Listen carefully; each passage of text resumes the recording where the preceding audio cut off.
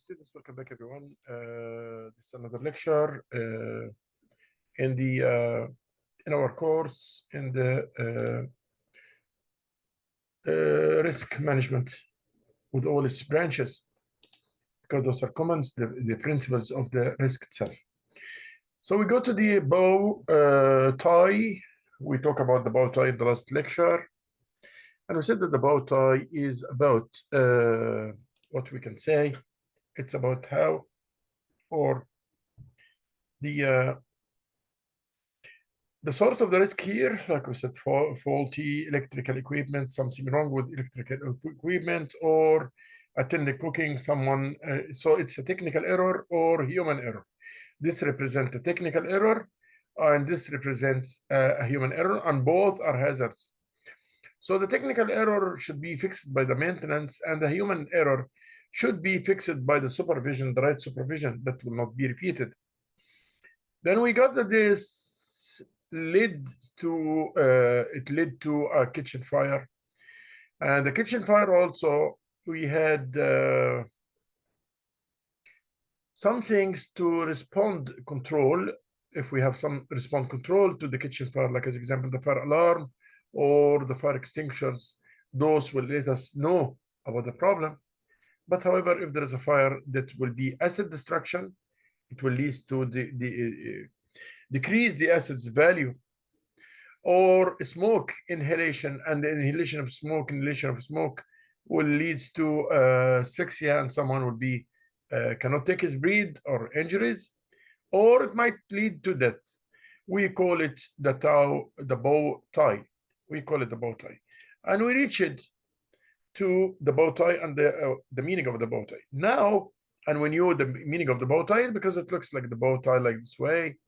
That's how it looks like. So this is the name came from here. Here the same thing. That's why the name came bow tie.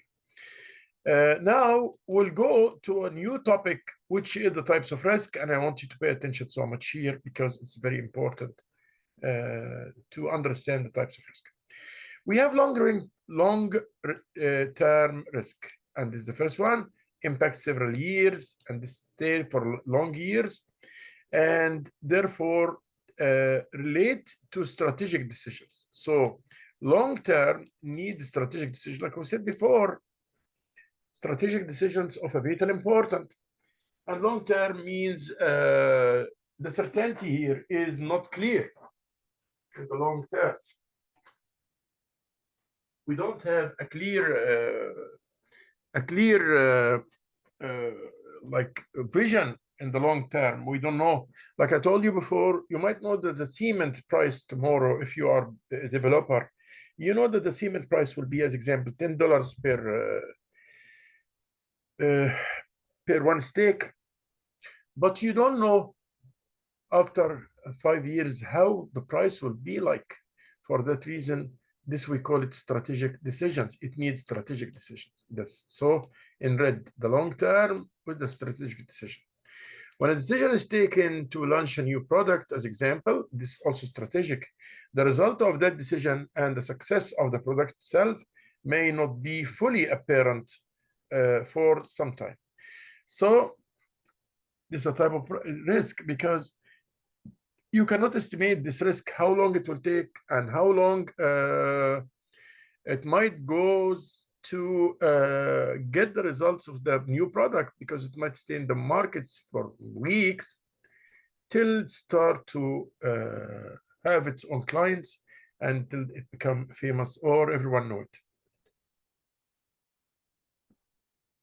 Well, the second type, we said types of risk based on the duration, long run term risk. We have also medium term risk, and I will put them actually in red so to be different. The medium term risk have their impact sometimes after the event occurs or the decision is taken, and typically this will be about a year later. Medium term risk are often associated with a project or program at work. So they are within the project itself. And it takes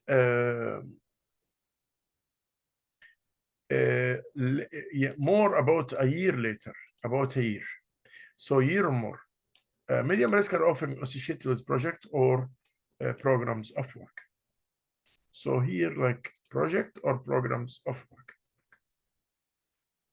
The third type of risk is the short-term risk. They have their impact immediately after the event occurs. Also, so the short-term risk after the event occur, like you see here, after the event occur. Accident at work as example, traffic accidents, fire and theft, all short-term risks that have been immediate impact and immediate consequences as soon as the event has occurred, we consider this short-term risk. So the short-term risk happened after the problem occurs, after the problem occurred. This short-term risk cause immediate disruption to normal efficient operations and are probably the easiest type of risk to identify and manage or to mitigate. Again, these short-term risks cause immediate disruption. Yes, because it happened, then after that we will take the correction action. We will take the correction move or the corrective move, but after the risk happened to normal efficient. So these short-term risks cause immediate disruption to norm efficient operations and are probably the easiest type of risks to identify and manage or to mitigate. Mitigate here, this word mitigate means reduce. Okay, the short-term risk are the weakest one of them, the lowest one in the risk itself or in the danger. You can say in risk or in danger. So these are types of risks based on the duration. So I will say here now, discuss the types of risks based on duration or time duration, based on duration. So discuss the types of risk based on time duration. Those are the types of risk you discuss this. So you will say we have long-term or long-run risk, and that needs strategic decisions, mid-term risk, and this binded into the programs of work. And we have short-term risk, and this is the easiest one to deal with. This is the easiest one to deal with. Shall leave for you around 5 minutes here to put the answers of this question of today, discuss the types of risks based on duration, and we'll get back to you guys like 5 minutes or 4 minutes for you to write down the answers of these questions. Okay.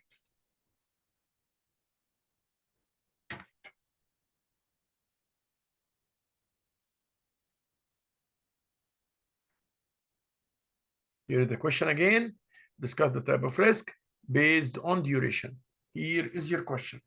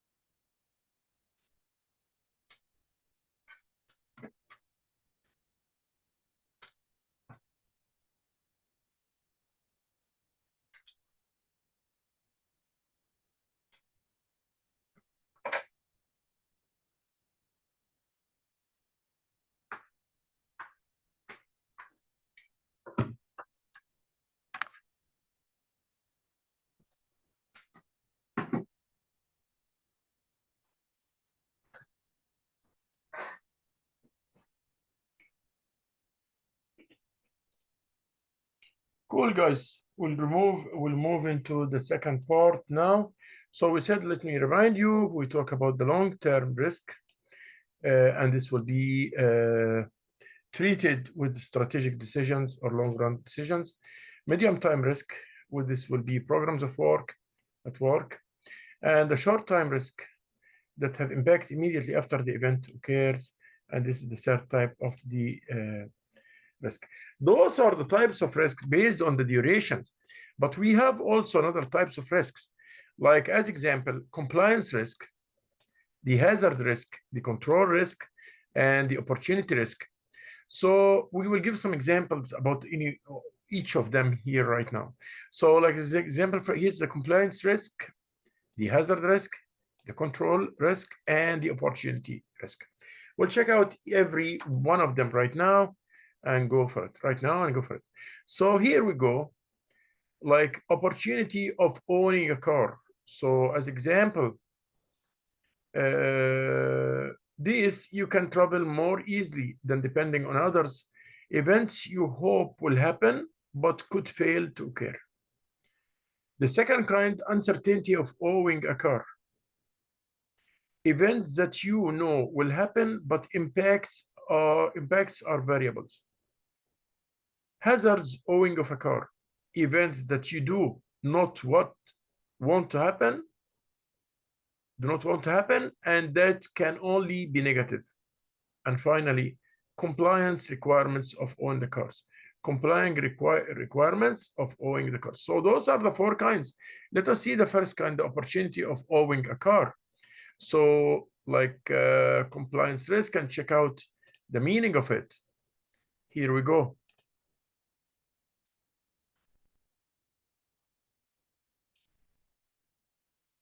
Opportunities of owning a car. So here events you hope will happen, but could fail to occur. You can travel more easily than depending on others. So disadvantages, enhanced job opportunities because you will be more mobile. Save money on other forms of public transports. So this is opportunities.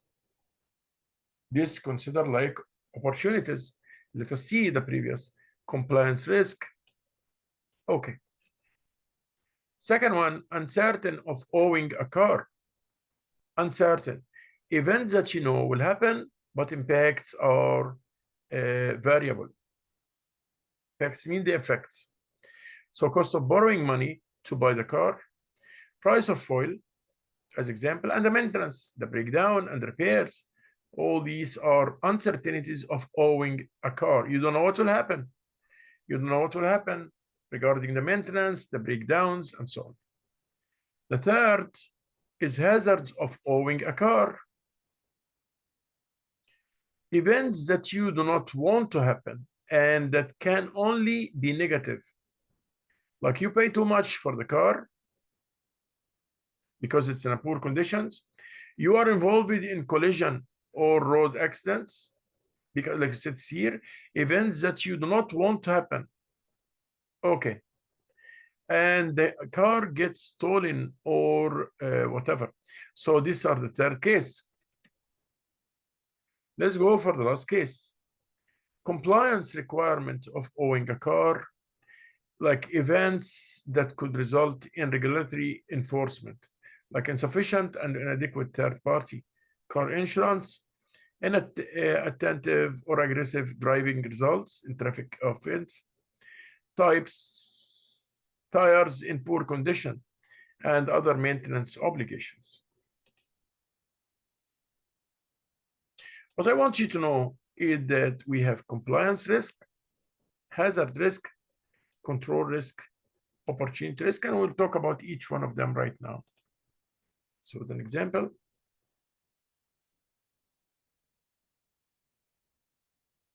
Okay.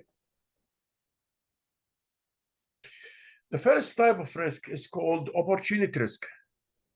So opportunity risk are the types of risk with potential to enhance, although they can also inhibit the achievements of the mission of the organizations. So opportunity risk is having a problem with the mission. So here it is, and I also say here. So it's a kind of strategic risk. this risk or the one associated with embracing business opportunities. Opportunities risks are normally associated with the development of new amended strategies. Like I told you, so here you find, no, I don't want to make it all. I just want to make this word only, because opportunity risk is related to the company's mission, and it's a matter of strategy. There are strategies to deal with this type of risk. The opportunity risk, it's your value, your market value, your mission, your vision. That's all we call it opportunity risk, because like we said in the start, no gain, no pain, no gain. Okay. How about the collaborate risk? This is a second type, and we will talk about example about the controllable risk. Controllable risk. Factors for heart disease and stroke are those that can be changed through diet, physical activity, and no tobacco use. These risk factors are in contrast of those that are uncontrolled. So,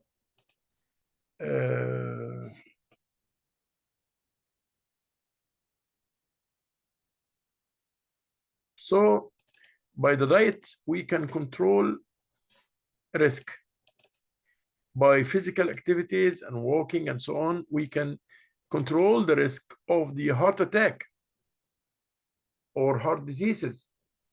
So the movement, the diet, all these will make a good lifestyle. So the heart attack chance will be lower. Physical activities that and no tobacco use also, that will affect, also will handle the risk probably. Okay. These factors are in contrast to those that are uncontrolled. So we have also uncontrolled factors. We have controlled factors and we have uncontrolled factors. Such as what? Such as age, gender, race, and genetic traits. Those uncontrollable. So we have controllable factors that reduce the risk, and we have uncontrollable factors that reduce the risk, can deal with the risk, can do anything with the risk. Like the age. The risk of heart attack is increased with the age. The more you are aged, the chance for a heart attack to get. The gender, the race, or genetic traits. So these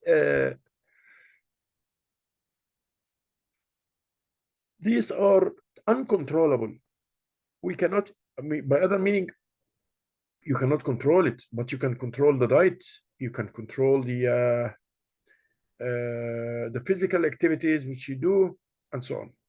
Having one or more, look at this, of uncontrollable risk factors does not mean a person will have a heart attack or a stroke. So as example, if you are aged, even though if you are aged, that doesn't mean that you will get a heart attack. However, with proper attention to those risk factors that are controllable, one may reduce the impact of those risk factors that cannot be controlled or changed. So, with proper attention to those risk factors that are controllable, one may reduce the impact of those risk factors that cannot be controlled or changed. But if you do, as example, diets, if you do physical training, you walk so much, this also hand in hand can reduce and help to reduce the uncontrollable risk as well. So it can help in the controllable risk and in the uncontrollable risk as well, because this will reduce the chance of the risk of the heart attack, that someone gets a heart attack. So aside by each other, that might help also to reduce the heart attack problems. So still we are in managing uncertainty risk, and the nature of control risk and the appropriate response depends on the level of uncertainty and the nature of the risk itself. Uncertainty represents a deviation from the required or expected outcomes. So the uncertainty Uncertainty means that you don't have any data about the future. You looks like it's all totally dark or foggy. You cannot see in front of you. You cannot have accurate info about the future. You cannot have any kind of expectations, high accurate expectations regarding the future. And one thing more is that quite sure that your outcomes or your outputs will not like exactly what you were planning for. It's not like what you was planning for. You've been planning for regarding this problems. When an organization is undertaking a project such as the process enhancement, the project has to be delivered on time with the budget and specifications. Also, the enhancement has to deliver the benefits that were required. Deviation from the anticipated benefits of a project represents uncertainties that can only be accepted within a certain range. So the problem is the deviation between what happened and what you are expected. So what you plan and what really happened, the gap between them. Of course, when it is like uncertainty, the gap will be so big between what you plan to and what really happened. You plan to produce 10 units, you produce only 6 or 5 because of the risk. Risk associated with the uncertainty. The organization should not become obsessed with control risk because it is sometimes suggested that over-focus on the internal control and control management suppresses the all entrepreneur efforts. So just don't put in your concern only to this is a kind of remark or comment. It's not a matter of every company that they only focus on measuring the risk. It's not your like all you have to be concerned. No, you have to work on other pillars. You have to work on other things, but not only to focus on the how to deal with the risk. And you leave the other points without any kind of treatment or without any kind of paying attention to it. Risk mitigation. The risk mitigation means how can I reduce the risk? How can I reduce the risk?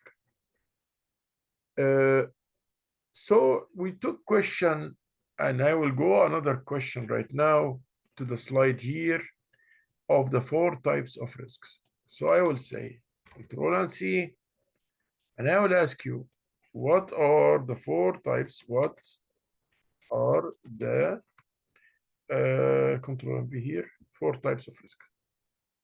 What are the 4 types of risk? And this is my question today. So we had now a question about based on the duration, long run and short run risk.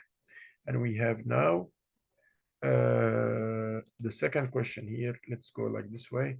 So both will be there. And the second question today, what are the types of 4 types of risk? To take this question as well. What are the 4 types of risk? So we have 2 questions. The types of risks in general, based on the duration, that will be long run, mid run, and short run. And the types of risk, which I showed you just now here, compliance risk, hazards risk, control risk, and opportunity risk. Shall leave it for you like around 4 minutes or 5 minutes to work on this file. Thank you so much. We are here to answer these 2 questions. We are here to answer these 2 questions. Thank you so much. So types of risks based on the duration, long and short and mid-run risk. And the 4 types, which is in front of you here, hazard risk, control risk, opportunity risk, and compliance risk. Thank you. We'll wait here around 5 minutes for you guys to get your answers. Thanks.